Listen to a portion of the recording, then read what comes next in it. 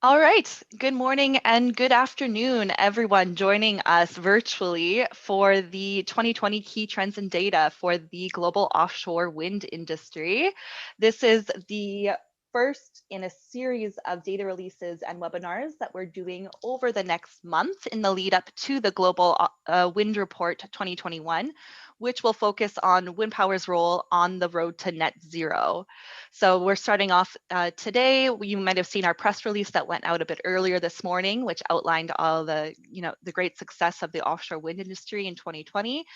And then we'll be continuing with one data release and webinar each week until we get to the report launch on the 25th of March. So if you haven't registered already, please take a look and register for the upcoming webinars as well. And happy that you joined us today for the first webinar in the series. So today we're talking about offshore wind, and we'll have a presentation from the head of GWEC Market Intelligence and Strategy, Feng Zhao, looking at the global offshore wind in 2020 data and trends. Then we're going to move into an expert discussion moderated by our new CEO, Stuart Mullen, who many of you probably know from his days at MHI Vestas, and a few of our offshore wind experts that we have here at GWEC. So we have Alistair Dutton, who is the chair of GWEC's Global Offshore Wind Task Force, and as well as Matt Smith, who is the co-chair of the Floating Offshore Wind Task Force, joining us in for the expert discussion, along with Feng Zhao. We'll wrap it up with an interactive Q&A at the end. You can submit your questions at any point throughout the webinar, so please feel free to submit them as they come to mind. And then we'll select a few questions and prompt you to turn on your video and audio during the Q&A portion of the webinar to ask your questions directly to our experts and just make it a bit more fun and interactive for the webinar.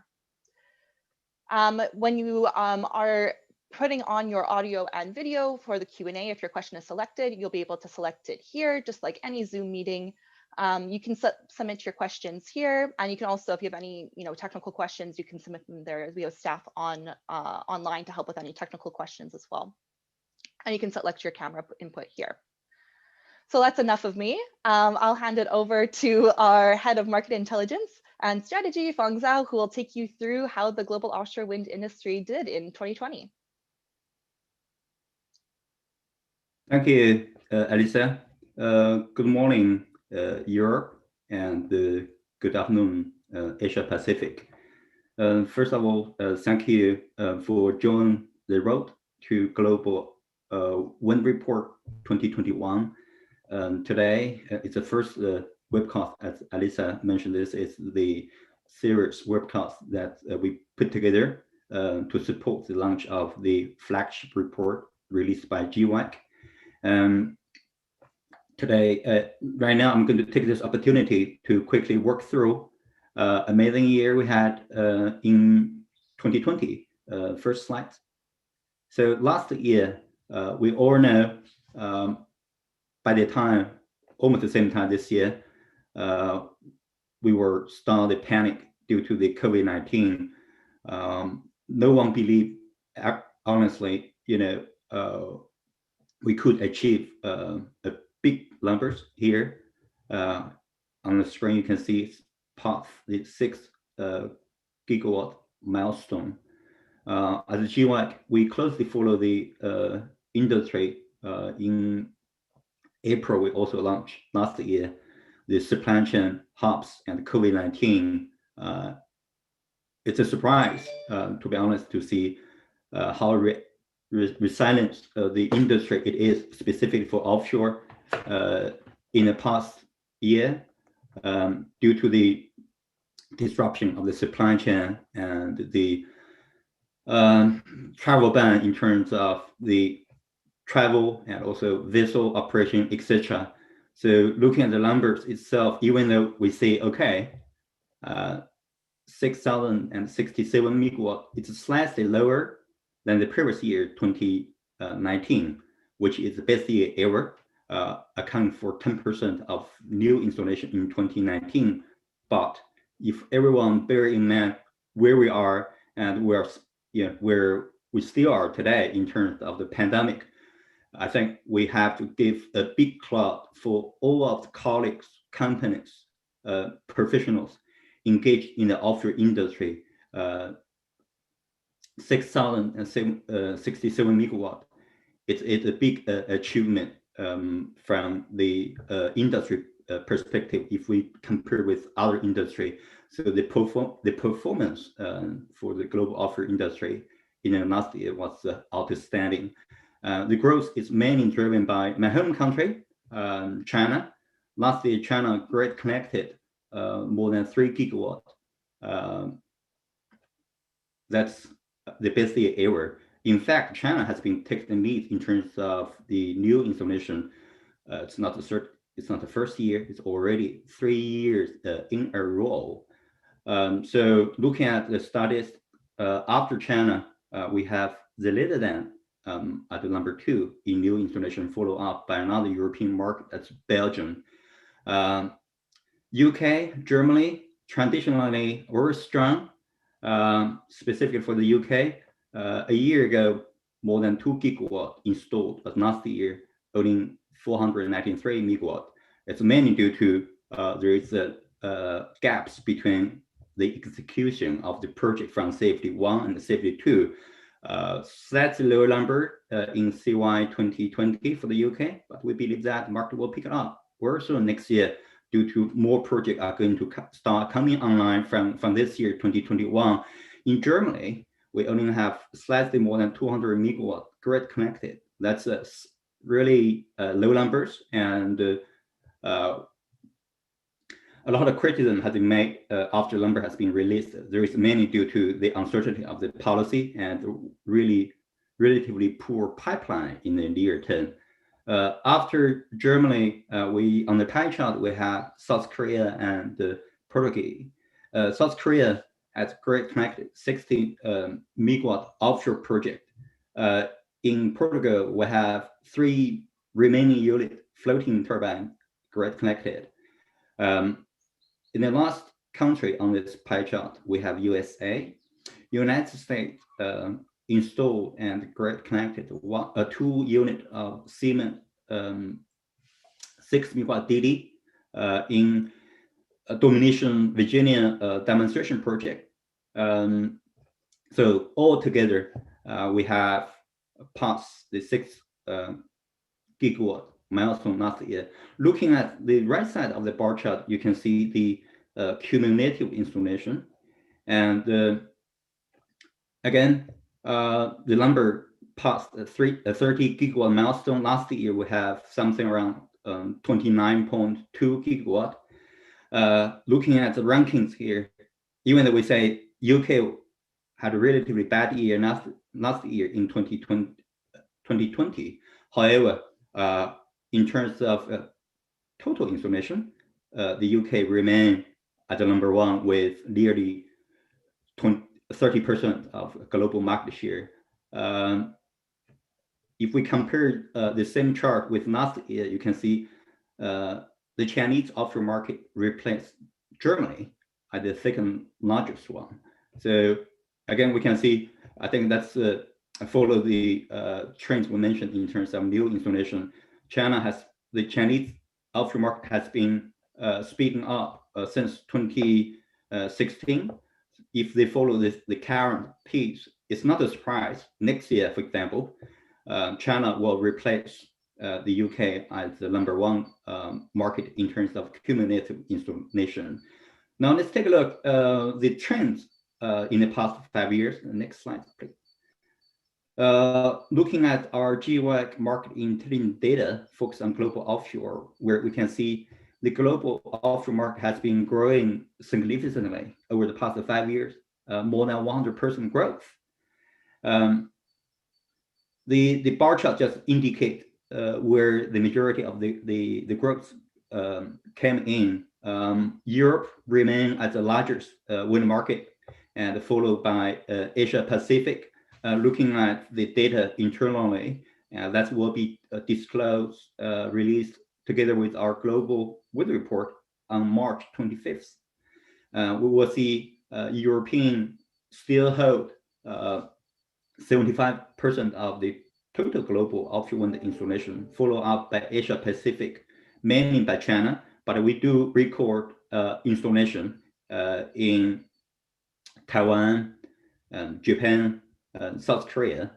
We're supposed to have some volume recorded from Vietnam in 2020. However, due to the travel restriction and caused by the COVID-19, unfortunately, we didn't see any turbine reported, which has been grid connected. But however, the change of the color indicate, right? If we take a look, the first bar on 2015, relatively simple, just driven by many European and the Chinese market. But from 2016, we have US step in with 30 megawatt Block Island project installed and grid connected. So again, this is just indicate how dynamic the market it is. If we're just looking at the CAGR in the past 5 years, it's 12%, a double digital. I think that's many industry has been dreaming for. In fact, if we looking at the upcoming growth in the next decade, probably will have even higher figures because we do see more project pipeline in emerging market. That's something we can discuss during the panel discussion where my colleague Alistair Marf can give you more details about how the capacity has been building in emerging markets, specifically in Asia Pacific. Next slide. So before we start the panel discussion, I just want to spend 1 minute or two to quick work through the performance for floating. It's a relatively small market. We only have slightly over 73 megawatt floating wind in operation by the end of 2020. But this number do not including the decommission figures at 10.5 megawatt decommission. As we indicate on the slide, there's one unit Vestas turbine in Portugal, another one that's decommissioned last summer.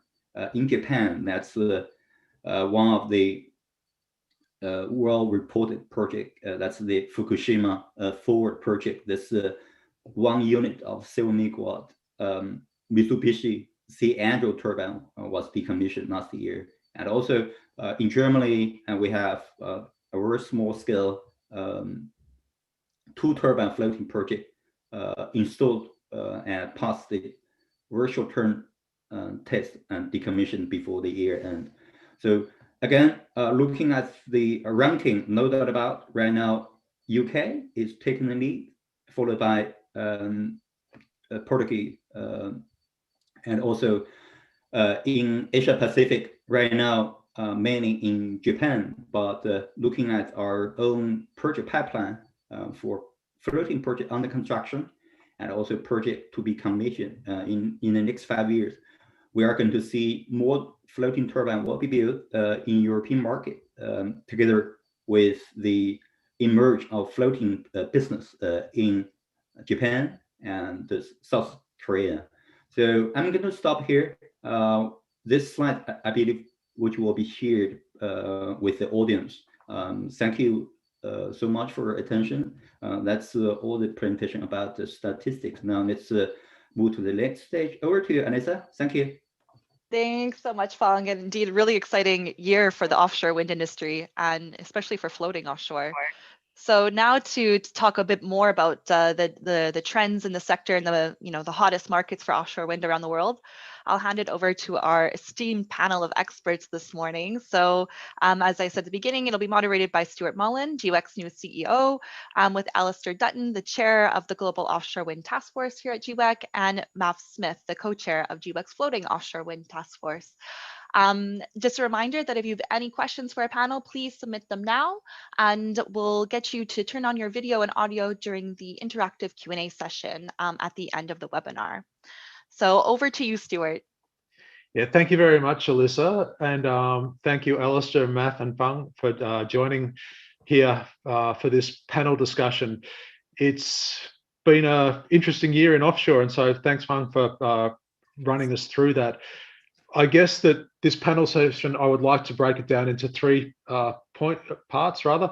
So the first, I'd like to look at the resilience of the COVID, like what happened during COVID for the market, and how did we escape? How did offshore wind react to the COVID? Then I'd like to dive a little bit into the floating offshore market, and then maybe get some reflections from each of you about where we see, how do we see the Asian market, the US market, and the Latin American market developing. But I'll put the first question to you, Fang, about, you mentioned it in your presentation that the offshore wind industry seemed to be quite resilient in the face of COVID. How did that happen, and how does that compare to what's happened in other energy sectors? I think in general, as I said at the beginning, the outcome for offshore wind performance in the previous year, 2020, is outstanding. It's something I want to highlight, is that it's slightly different because there is some features for offshore wind, and the project pipeline has been built, years ahead, and project has been financed due to also the the installation work really out of the shore, and folks working on the vessels, and it's kind of isolation anyway. So that's why, for example, in China, start from March, they can quickly resume the installation for offshore installation. In Europe, they can also just keep this social distance, make sure that under the strict restriction, they can continue to get the project built up. But with the other industry, that's a different story. Looking at the installation for fossil fuel, for example, that's not a really good year. But in general, that's also feature the trends of the global climate talks, where already investor, utility, IPP are statistical about what's the pipeline, how to build the project, etc. So I think that's just a short quick comment on that. Yeah, sure. Then maybe I'll hand over to Alistair. Do you have an opinion about how resilient or not offshore has been in this time of COVID? So my observation, excuse me, my observation is that the very strong health and safety culture of offshore wind has actually proved a benefit. That people took the topic seriously very early, and then the sort of can-do mentality of the sector as well. They developed safe working practices. And these projects, whilst complex, are so well planned that this was just something you took on. It didn't stop the work. Elsewhere in the sort of development cycle, we are seeing some permitting delays, but in the scheme of things, a few months in a project that's 8 years in gestation is not a big issue. So it's worked out well. Yeah, and Matt, then have you seen any impact on the scaling up of floating in that case? No, not at all. And I think there was obviously towards the start of last year a sort of a reappraisal of where the sector was, but it's worth highlighting that people often talk about COVID and comparisons to the climate challenges and the climate emergency we face. So the overall tenor of the industry has been, we need to get on and continue to grow, and equally that's been the view of many governments. So we have strong government support for deployment of new floating programs. We've seen that with new schemes coming forward, and more confidence in the market, I think, at the start of 21 than we had at the start of 2020, even after going through a year of COVID and the lockdown. Yeah, I might say maybe I can add a little bit from my former role also from MHI Vestas. I've watched projects being installed last year, and I mean, I think that the industry showed a particularly resilience. So keeping the supply chains open, so you've got components coming out of factories is being, I guess, a challenge that the industry has dealt with, and also the transport of technicians across borders. That also seemed to be one of the challenges, but it seems like something that we dealt with as an industry. And actually, we dealt with it together, and we sort of were united together. And I think that governments actually helped us work a little bit to get our technicians and to keep the projects moving as well, which is good to see. Which leads me on to my next point. What does this show about offshore technology in the green recovery? Maybe actually, Alistair, what's your point about, or what's your perspective about the role of offshore in this green post-COVID recovery? So the massive scale of these construction projects definitely gives great hope for recovery, and the recognition that there's a lot of jobs that are in the industry, and certainly new countries that are embracing offshore wind now not only see the reduced costs, the high quality of the renewable capacity factors, but also the jobs for economies. So you can't switch the industry on overnight, but it is seen as a safe industry in which to invest, with multiple benefits, including the green recovery part. So it's part of the equation. It's not the single answer, but it's definitely part of the answer. Thank you. And Fang, what about offshores? Why is offshore so important in the race to net zero then, and helping the world achieve net zero? Yeah, I think that's a very good question, and Stuart. In fact, in our Global Wind Report 2021, we are going to cover, there's the links between wind and the wind power rules to net zero. Renewable, absolutely green, and we generate the carbon zero electricity. But that's just the one part of the story. And the electricity generated by wind, specifically by onshore, offshore floating, which will help the electrification. If we're looking at the ARENA or IEA forecast, no doubt about one of the key payload to help the world to reach the net zero or carbon neutral by 2050. And we got to have electrification as the big part of this story. And also, we believe that have offshore wind be part of this idea or strategy can perfectly match the skill, the manpower, and experience for the oil and gas industry. Both oil and gas together still account for more than 50% of the global primary energy demand. So without the oil and gas producer or fossil fuel producer generator in general on board, we cannot achieve this fundamental energy transition. That means that we cannot reach the goal at all. Therefore, we see, offshore wind, specifically floating, that's the perfect story, and where we can help the oil and gas industry to leverage the existing expertise and bring the ski from the fossil fuel industry, oil and gas, into offshore. Specifically, they're really strong in terms of foundation, insulation, vessel, etc. And also, electrification, that's not the only way to solve the problem in terms of net zero or climate change. We have to think about another way, strategy or technology to support the industry where the electrification cannot work. For example, the vessel, aviation, and the industry buildings, that's where the hydrogen come in. We have the power to X, concept.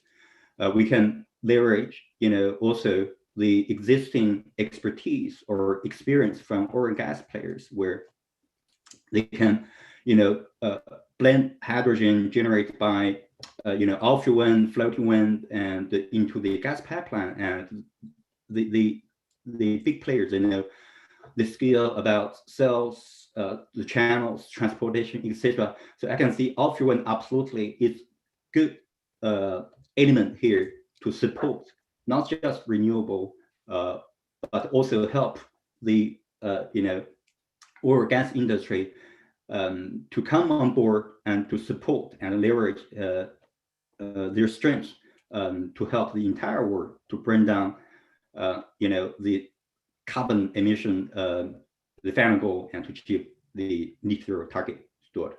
Yeah, thank you very much for that. And that's, I guess, a cliffhanger for to get in, download the Global Wind Report 2021 as well, when that comes out on the 25th of March. But Matt, the role of floating offshore wind in this race to net zero, I mean, Feng touched on it a little bit. What's your take on this?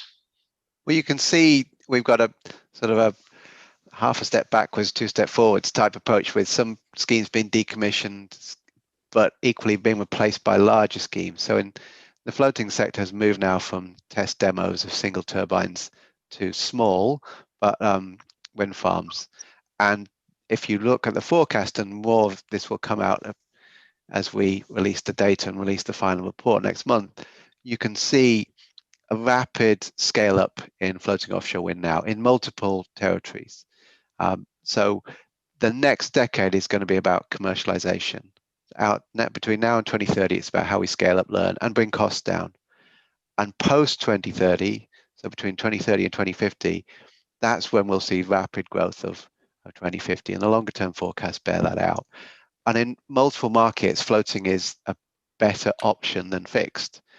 We're going to see countries where they have fixed capacity build that out first. But even, for example, if you look at the US we can think of as multiple regional markets. So you've got the East Coast focused on fixed, the West Coast looking at floating, you've got the Gulf of Maine, Gulf of Mexico, where there's different projects also starting to come forwards. But even in the East Coast, some of those markets have very ambitious longer term targets. So they'll become like the UK, where they'll build out fixed and then look at options for floating as well. So give the floating industry time. We're learning to walk now as a sector in terms of that commercialization and that rollout, but the long-term prognosis is very strong. Thanks very much for that, Matt. Let's pivot now, to use a COVID term, and talk about markets. So, Alistair, if we start with you, what do you see as the most exciting markets to watch globally, and then we'll look at the different regions. Thank you. So in Asia, we're seeing a regional effect similar to what we saw or have in Europe. So yes, China is clearly a very interesting place to watch, but also Taiwan. That's definitely picked up the ball. They fully believe in offshore wind as one of their core industries, but we're seeing policies forming really nicely. Japan in particular, late last year, I'm pleased to say, building off some work that GWEC was involved in, has put in targets through to 2040, up to 45 gigawatts. That's really impressive. But also South Korea, that's heating up nicely, and Vietnam with their, they've got a wonderful resource. It's just how they build it into their policy, but the Power Development Plan number 8 is in development at the moment. So we will then get that regional effect, and we'll start to see some other countries as well. So it's I think when you say watch, what I think is even more exciting is for people to participate and get involved in building out that industry. Yeah, very, very nicely put. Yeah, thank you for that. Matt, what about from your perspective from the floating markets? And clearly there's a lot of activity in the west coast of Europe, and there are markets here. The UK is very active, and notwithstanding the potential delays in the ScotWind process, while there's a bit of a rethink, that those schemes coming forward, there's going to be a lot of floating in there because of a lot of deep water schemes.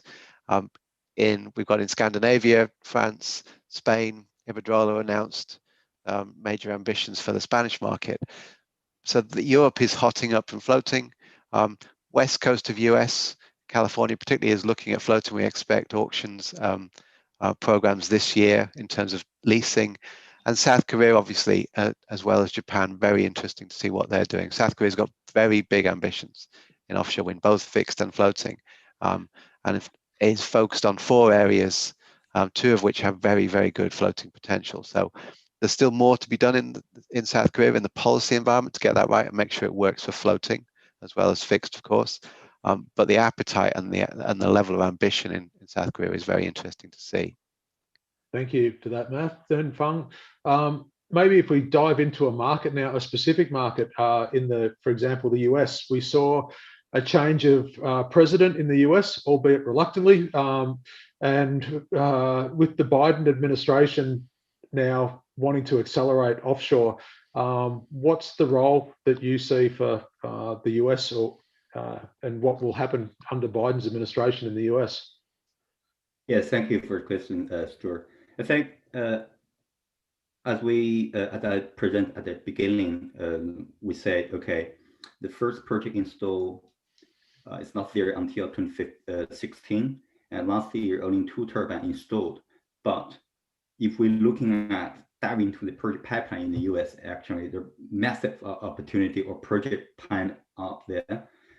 I remember, in our global offshore wind report released last summer, August 5th, it clearly indicates we have the strong political commitment and also the support by project pipeline. If we look at the project in United States, specifically, mainly follow the East Coast, we have so many, area which has been leasing out, and the project work already, there's several big projects under construction right now in terms of surface, civil, etc.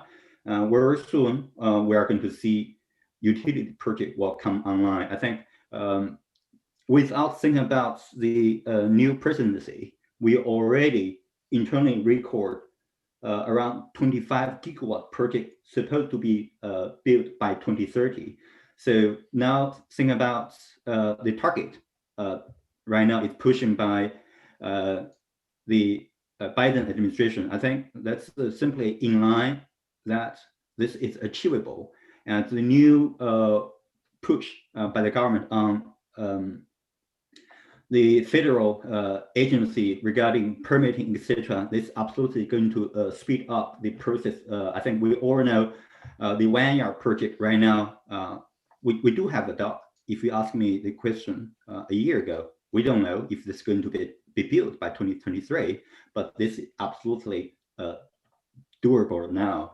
So again, I think under the new administration, specifically having US back to the Paris Agreement pacts, I believe that United States are going to follow the trend, join European and other countries in Asia Pacific like China, Japan, South Korea, and offshore wind absolutely are going to be a big pillar for the US to reach the climate change target. Yeah, thank you, Feng. I can see now we have other members from the audience joining us on stage, and I'll introduce you guys in a second. I just have one more question to Alistair before we get to the interactive Q&A part. Alistair, I just wanted to touch on the Latin American markets, if you like. I saw something today that Colombia is taking off, and we did something in Brazil last year, and we're speaking about Costa Rica and all of these wonderful countries. Where are we? So yeah, Latin America for me is particularly interesting because I'm interested as GWEC to help open up markets, and the baton for offshore wind has been passed from Europe to Asia, and then the US, and next is Latin America. The 2 countries of greatest interest at the moment are Brazil, because if Brazil does it, everybody else around them, because it creates this regional effect. But Colombia is very interested at the moment, and the Colombian government are actively putting policy together, again, with the support of GWEC. And we'll then see the other countries that have good wind resource and coasts, which is most of the countries in Latin America. So it's not going to happen very fast, but it's going to happen faster than it did in Europe because so much has been learned. Perfect. Thank you very much for that. And then I can see, as I said, we'll take them, and I apologize if I'm mispronouncing your name, but we'll go to Regenda first. If you, Rajendra, can we come off mute? Perfect. And if you could say where you're from and what your question is and to which panelist you'd like to direct your question, that'd be great. Yeah, thank you. This is Rajendra Kharul from India. And my question is to GWEC. Anyone can answer that.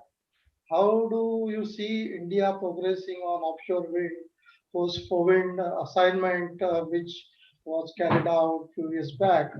Last 2-3 years, I have not heard any major developments on that front. So, would be interested in knowing how the GWEC looks at the Indian market. Yep. Maybe we'll start with you, Alistair, and then move to Fang. Certainly. So, as you say, India actually for well over a decade has shown an interest in offshore wind, but it's been sort of hot and cold. So in the last 2 years, it's gone a bit cold. However, there is renewed interest. And part of that, it's got to do with politics. And politics in India is a very strong force. And part of that equation, if you like, has resulted in a good outcome that the focus is now to the south of India, off Tamil Nadu, where the wind resource is the best. NIVE, who are the research organization, have been doing surveys, and the government is now re-engaging to fill this policy gap. GWEC and others are actively supporting them in that. It's not a given that it'll happen quickly because India is blessed with such cheap solar and onshore wind. So it's putting together the right policy framework. So don't give up on India, but it will take some time. Fang, what's your opinion? Yeah, thank you, Alistair. I am in line with what you said. I think in general, before we're talking about seriously about offshore, we have to solve the challenge for now. We all know, there is really unsmooth transition from feed-in tariff into the auction since it was launched in 2017 February. We saw a big drop and bumpy road in India over the past 3 years. Right now, a political barrier, I think that's what needs to be solved, and in order to streamline the installation for onshore wind and solar PV. But the good thing here is that probably some of you already follow the third renewable investment summit, where the Prime Minister Modi gave an opening speech. That's also the same platform GWEC launched the GWEC India entity. It's a legal one where the reason why we're doing that is because we know what's the challenge over there. So we try to working closely with the local authority to solve the near-term challenge. I think looking at our GWEC market project pipeline and also the forecast here, we don't believe that something will be built before the middle of this decade. This see probably the earlier state where we're going to see maybe a demo project that will be something around 2025.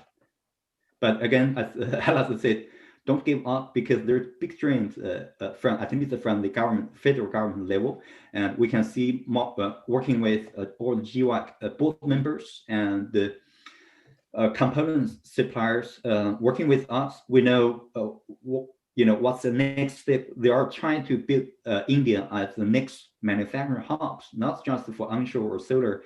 Actually, offshore is part of the games as well. So this continues to close watch this market, and we don't lose any passion about it. Will get there. Thank you.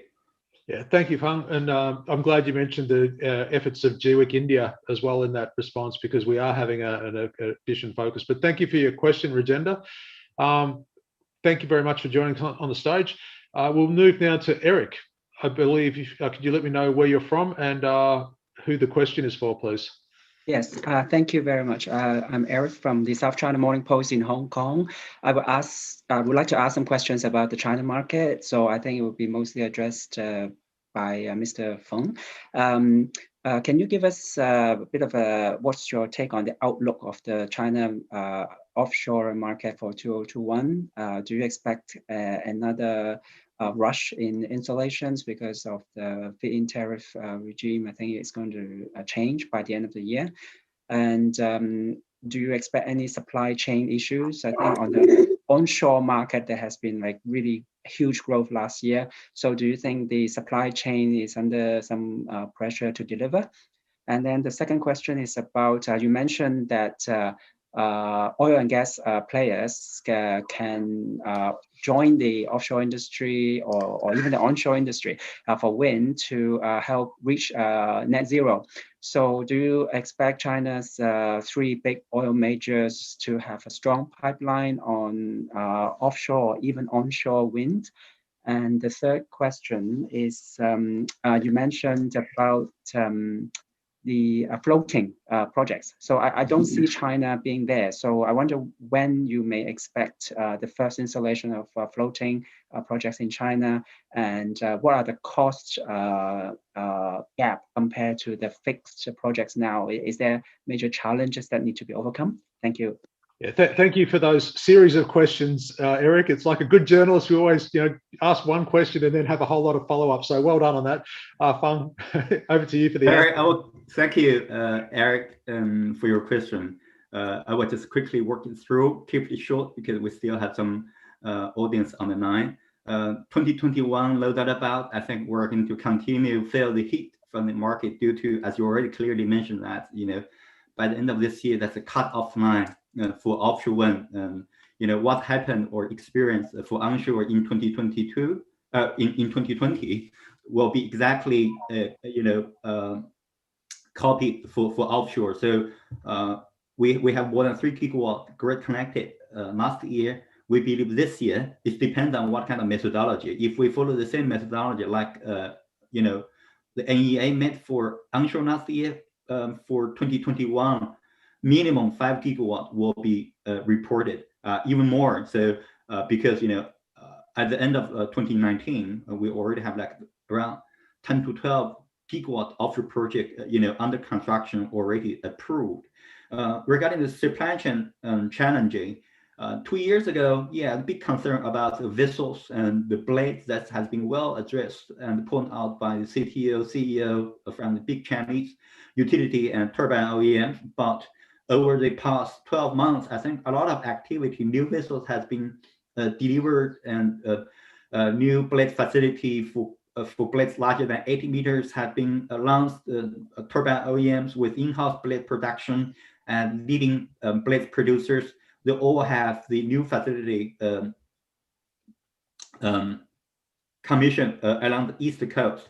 So we don't see a really big challenge.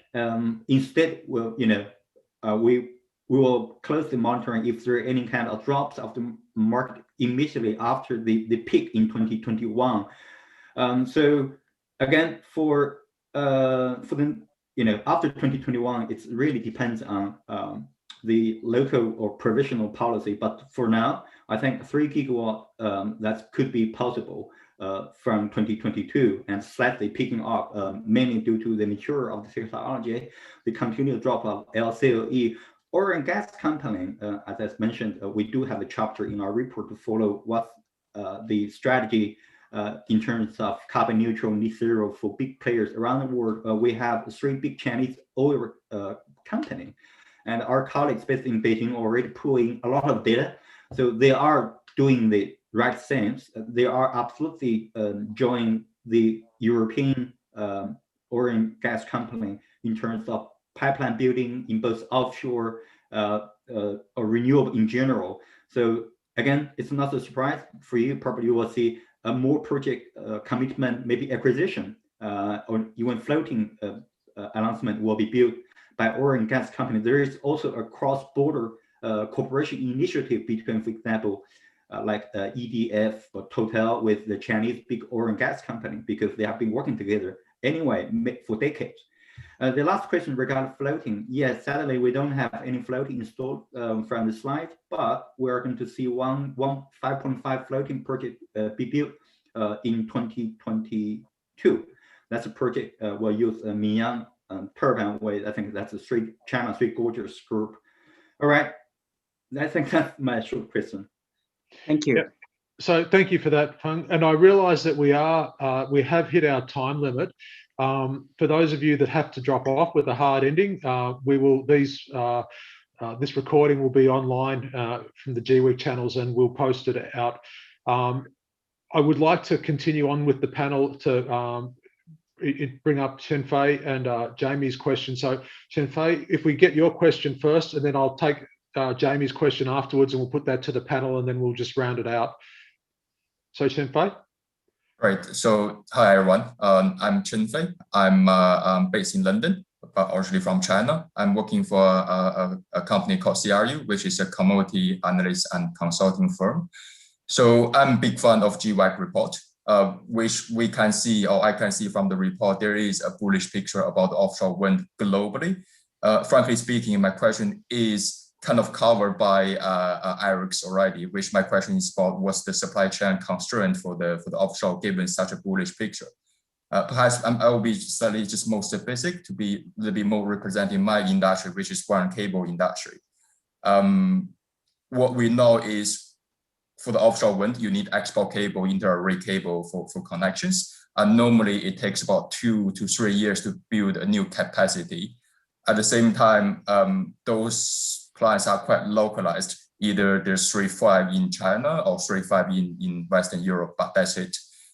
Given such a bullish picture, I probably most basic to see, do you see any constraint in this area, given it will take 2-3 years to have new capacity, but compared to the fact there's so many projects coming online and there's little sharing of capacity around the world at this moment, and how GWEC or the whole industry are going to solve or help to solve the issues if you see this is a problem. Thank you. That's a great question, Chen Fei. Jamie, what's your question, mate? Thanks, Stuart, Alyssa, for giving me the chance. Yeah, my question's market related. So I'm based in London. I work for a firm that will be looking to provide support services to the offshore wind sector. And looking at the market, there's a very strong growth being predicted by the likes of Bloomberg New Energy Finance. And that can be easily viewed and understood quite clearly because of the number of projects that are being consented and going ahead, and you can see that for the next 5 years. But their forecast goes beyond that into up to 2030. So there's a very strong forecast there. So my question is to the panel is, what are the risks beyond sort of the next 4 or 5 years? Because obviously we can see the visibility from the projects, but beyond that, are we going to see sort of blips in the market? Is it going to really grow as much as that? And also, what is the panel's views on the market continuing on beyond 2030? Thanks for that, guys. And then we'll take those questions. Each of the panelists, I think Feng, will start with you again. I'm not sure, you did touch about the supply chain block challenges. Yeah. We'll talk about the cabling first. Thank you, Stuart. Thank you for question, Chen Fei. I think your question related to kind of offshore wind BOP. It was a big concern, to be honest, 10 years ago. Cables, specifically HVDC cables, that's a big question mark. Even though at that time, the Japanese and Korean cable suppliers stopped pitching in European market due to the lack of the track record. The European utility or TSO has a big concern about the quality. The good thing here is that after 10 years of the market development and the product has been trialed, installed, and a good result, this has convinced the European utility, including also to start use the product produced by Japanese and Korean producer. I think right now, looking at your concern, I think looking at the pipeline supply chain for cable, it accommodate or copy the market demand quite well. In general, if you look at our GWEC market forecast, I think we're not going to see a really big jump of the market very quickly until we see new capacity build in the Eastern European countries. And but I think we have some kind of buffer room right now. If you're monitoring what's going on, the orders won by the Chinese cable supplier, we can see the European utility so start accepting product produced in China I think China, as you know, is a manufacturer hubs for many things, cable as well. And we have one Chinese cable producer as a member of GWEC as well. We understood, what's the ambitions or target. So for now, I think you may say, okay, there still could be a concern, but looking at what has been going on historically or what the new players are working on in Asia Pacific, I think the new needs in Asia Pacific, no matter China, South Korea, or Japan, can be covered by local producer. The question is that how quickly they can expand it, maybe even produce in Europe or to meet the demand in emerging market like America. Thank you. Yeah, thanks very much. Then Alistair, quickly, have we reason to be optimistic beyond 2025? Certainly, I am. Predicting the future is always dangerous, but if you look to the fundamentals, you've got further falling cost of incredibly low carbon, zero carbon energy. The politics, it's probably the most acceptable technology in political terms because it's so benign, not only in terms of carbon, but in terms of impact on people. Environment, we need to be a bit careful as we start to build out this sort of scale. There will be sort of greater density in certain areas, but that's lots of research going into, and previously we've used the precautionary principle. Now we're getting scientific evidence. For example, excellent piece of work that looked at bird collisions, and the evidence is that it's something like 1/7 of what we thought it was. So that can be managed to some extent. I think heavy metals, there is a weak spot, and that's a global issue, which the wind industry has great interest in. But then there's also upsides, and hydrogen is the sort of next big thing, and hydrogen and offshore wind sit together beautifully. So it won't be perfectly smooth, but I think there is definitely a case for optimism. Thank you for that. Maf, I'm not sure if you have any input here? Just to add to what Alice has said, the other thing we see is multiple markets, so more and more markets coming into offshore wind because of these benefits Alistair highlights. So that also means we can avoid political risks. If there's a stall in one market for any reason, be that political or technical, then other markets are still there delivering and growing. And the interest in floating and the rapid commercialization we're seeing in floating, because the offshore wind is understood, it's proven, and floating relies on proven offshore technology mixed with proven oil and gas technology, though that will see new markets come in towards the end of the decade at scale, ready into and to move into the 2030s. So thinking ahead to 2050, on the ORIAC work that GWEC has been involved in says we need 1.4 terawatts of offshore wind by 2050. So growth we're seeing in 2030 in the scenarios and the forecast that Feng's shared, well, they'll show rapid growth in our industry. But we'll look back from 2050 to what we delivered in 2030 and see that was still, if you like, in the foothills of our growth. Yeah, thank you for that, Maf. I hope that answers your question, Jamie and Chen Fei. We have run out of time, but I'm glad that you mentioned the Ocean Renewable Energy Action Coalition, Maf, that GWEC is now chairing. We also have some programs like a market readiness program, and we're also developing some programs to help emerging nations look at how to get into offshore wind. So GWEC is taking this challenge of being a pathway provider for new markets in the offshore space. And I'm very much looking forward to how we see the build out of offshore wind, not just for 2030, which is tomorrow in offshore wind terms, but up until 2050, which is next week. But thank you everyone for joining us in the audience. Thank you for the panelists, and I'll hand back to Alyssa now to round it out.